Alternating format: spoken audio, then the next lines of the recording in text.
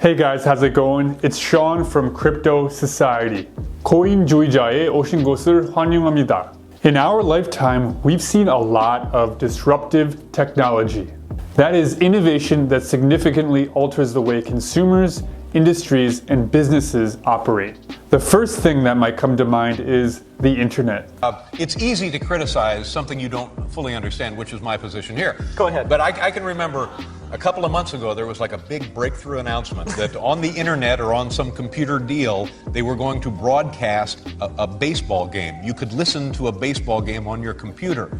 And I just thought to myself, does radio ring a bell? There's a difference. There is a difference. It's not a huge difference. What is the difference? But you can listen to the baseball game whenever you want. All right. Too. Do tape recorders ring a bell? I don't think we've even seen the tip of the iceberg. I think the potential of what the internet is going to do to society, both good and bad, is unimaginable. I think we're actually on the cusp of something exhilarating and terrifying. It's just a tool though, isn't it? No, it's not. No. Another one is the iPhone. Steve Jobs goes to Macworld and he pulls out this iPhone. What was your first reaction when you saw that?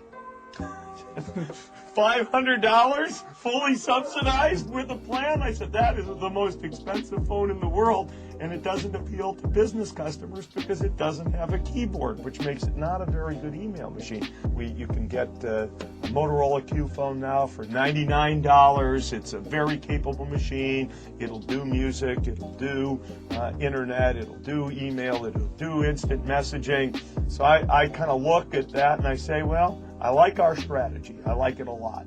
Watching these clips now, it's really easy to poke fun and laugh at how incredibly wrong they were in their predictions. But in their defense, it's extremely difficult to predict the future direction of technology today. Now, let's talk about cryptocurrency and Bitcoin. Bitcoin is around 13 years old, and the average price for one Bitcoin has increased every year with the exception of 1 year. All along the way, however, there have been many critics. Let's now watch some people who were very wrong about Bitcoin and examine exactly why they were wrong so we can all learn something from this. What are the chances of someone coming up with a counterfeit Bitcoin? And they present that to an end user, and they're accepting this phony Bitcoin. We already have a perfect real form of money, and it's called gold. Money has to have 4 elements. It has to be very rare, indestructible, divisible without losing its purchasing power, and cannot be increased by fiat. And Bitcoins fail on the first 2. They are not rare, and they are very much destructible. So this guy clearly doesn't understand blockchain technology and Bitcoin.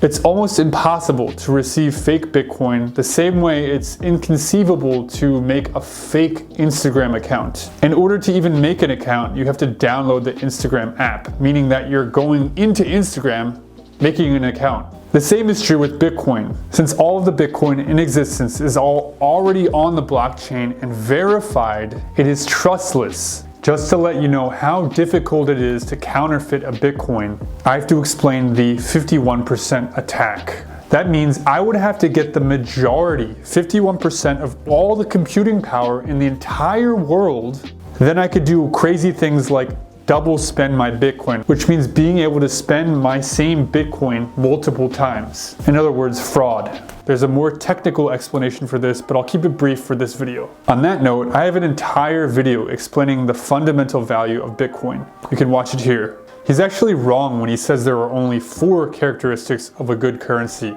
There's actually a 5th one, and that is portability. And that is the exact reason why no one uses gold. It's too heavy. You can't ship thousands or millions of dollars worth of gold all around the world every day. You just can't do it. Bitcoin actually does satisfy all 5 of these characteristics. It is portable. You can send Bitcoin from Japan to Canada in seconds. It's durable. Bitcoin will last as long as the internet lasts. It's scarce. There will only ever be 21 million Bitcoin, no more. It's divisible. You can divide one Bitcoin into 100 million parts. And lastly, it's recognizable for the same reason that I said earlier, which is that the blockchain can verify real Bitcoin. Anyway, let's keep going. Bitcoin is worthless artificial gold, which if it succeeded would facilitate a lot of illicit activity. Now, that is not something I think the world needs. And the fact that it's clever computer science doesn't mean that it should be widely used and that respectable people should encourage other people to speculate on it. This is another common criticism of Bitcoin and cryptocurrency in general. It has no intrinsic value. That's like saying Visa or PayPal has no value. To create a decentralized, trustless monetary system that requires no banks and only a smartphone app is extremely valuable. As stated before, the ability to send Bitcoin from one country to another country to someone you don't even know in seconds is priceless. You don't have to convert your US dollar to euros or Korean won or anything else. It's all the same currency. It's all Bitcoin. It's banking the unbanked. People in countries with failing currencies can finally put their wealth into something that appreciates in value. Although it is volatile, I will admit. Again, saying it has no value really shows a lack of understanding. I suppose any cash app on your phone that moves your cash from one person to another has no value, right? The monetary infrastructure of Visa and PayPal and MasterCard has no value, right? It's ridiculous. The only reason that anybody wants Bitcoins is because they believe somebody else wants them. They want them to exchange them for the things that they want. People want gold for itself. Yes, it can also be used to exchange, but it has a value unique to itself.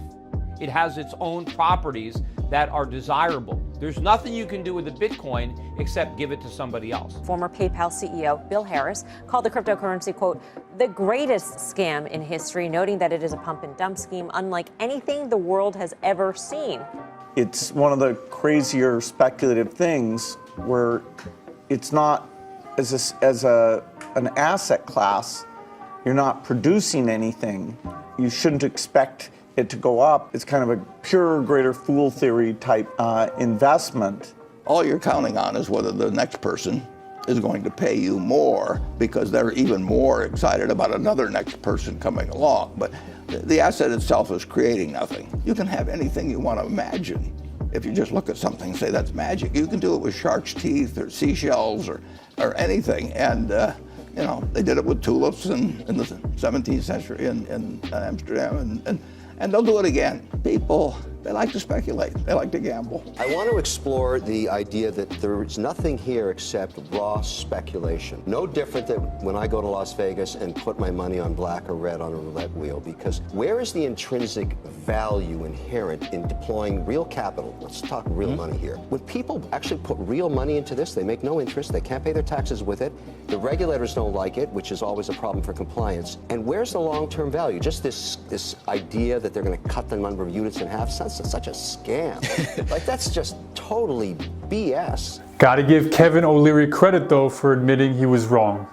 So when facts change, I change. I'm in the ETF business. And when I saw that the Canadian regulator and the Swiss regulator and many other regulators, that this has happened just in the last 60 days, have opened up to allow a ETF that holds one asset, Bitcoin. Now that's a game changer. There's no question about it. That allows institutions and individuals alike to allocate. Everybody knows it takes a tremendous amount of electricity to mine coin. I'm not doing it where it's being wasted. I'm going to places, talking to partners that are in places like Iceland and Denmark and Northern Canada where they don't pay for air conditioning. So there's a lot of this. To get my head around doing this, I've been working for months. But I think my plan is one that anybody would do when they care about the environment. This is probably the most common criticism of cryptocurrency, which is that it's a Ponzi scheme. People often say things like the greater fool theory, which means that I'm a fool for buying it, and the only way I can make money is if a bigger fool buys my Bitcoin. To me, Ponzi scheme is a really lazy criticism because there are so many things that only have value because other people are already using them. Does gold have any real value if you're stuck on a desert island? You might as well just use a rock. What about fiat currency? Does the US dollar have any value besides the fact that everyone else is using it? What about the euro? What about language? I grew up in the United States, so I learned English because other people were speaking English. But what if all the English speakers besides me died off? The language would have no value. It's the network effect, right? Anyway, I digress. Well, there are certain things like food or resources, oil for example, that have intrinsic value, they're fuel. There's a massive need right now for a virtually uncorruptible monetary system that can't be inflated. I mean, how much money have we printed in the last 2 years? Look at the price of goods, look at the price of food, gas. That will tell you all you need to know about the Ponzi scheme that we're all part of, which is the US dollar. Anyway, the conclusion to this is that please do your research before you criticize something. There's a reason why Bitcoin keeps going up in value every year. More people are really starting to understand the utility and need for it. Although if you're watching this video, I probably don't have to convince you, but maybe you can share this video to your friends or family or anyone else who's hesitant or skeptical of cryptocurrency. Anyway, that's all I have for you guys. I really hope you enjoyed this video. It was a lot of fun to make. I had a lot of laughs. Let me know what other kind of videos you want to see in the comment section down below. Once again, I'm Sean and I will see you in the next video. Bye.